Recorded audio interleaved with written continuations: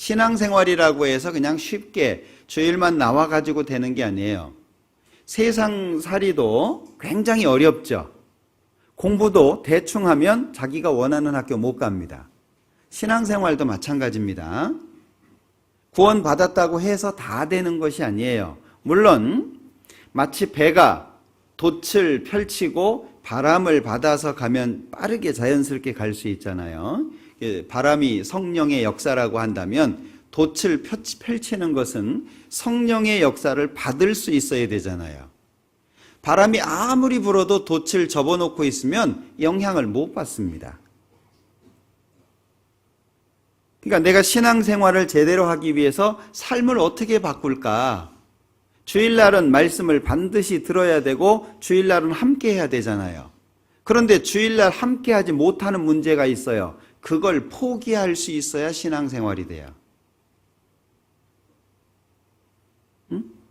예수님께서는 나를 구원하기 위해서 자신의 생명을 포기하셨어요. 그래서 구원이 완성이 된 겁니다. 구원이 겨우 예수님이 십자가에 죽어가지고 죄 용서하고 간단하게 보이십니까? 자기의 생명을 포기하지 않으면 구원이 안 돼요. 하나님께서 우주 만물을 창조하십니다. 지극히 영광 중에 계셨습니다. 그분이 모든 걸 다 포기하고 이 땅에 오시지 않으면 구원이 안 돼요. 우리가 구원을 받기 위해서는 하나님께서 가장 큰 것을 포기하신 겁니다. 예수님께서 자기의 생명까지 포기하신 거예요. 그래서 구원이 완성이 된 겁니다. 우리는요, 사실 구원받은 사람들이 너무 얌체인 경우가 많아요.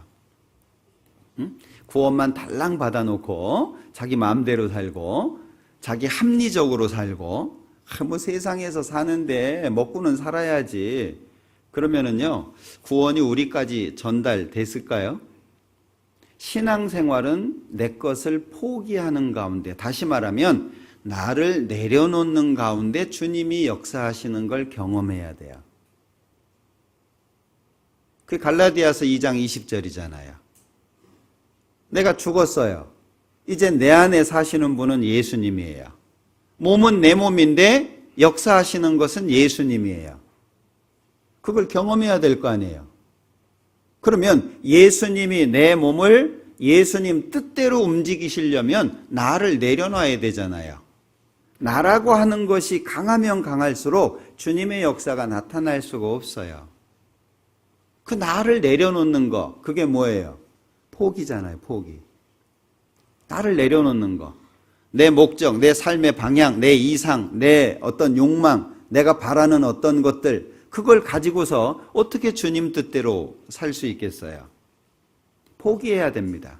어떤 경우에는요, 마치 파란 쪽 잘라내는 것처럼 소중한 거 잘라내야 돼요. 왜? 신앙생활은 취미생활이 아니거든요. 신앙생활은 목숨 걸고 하는 생활입니다. 왜? 예수님이 목숨 걸고 구원을 완성하셨어요. 그리고 이 복음이 우리에게까지 전해지기까지 수많은 사람들이 목숨을 버렸어요. 그래서 기독교 역사 속에 순교자가 6천만 명 이상이라 그러잖아요. 얼마나 많이 죽었어요. 그분들이 죽어가면서까지 복음을 지켰기 때문에 이것이 우리한테까지 온 거예요. 근데 지금 우리 시대는 라오디게아 교회 시대라 그러죠? 계시록 2장 3장에 있는 마지막 교회. 뜨뜻미지근한, 덥지도 않고 차갑지도 않고, 안 믿는 것도 아니고 믿는 것도 아니고, 참 이상한 시대죠. 그게 성경에 말씀하시는 마지막 시대입니다.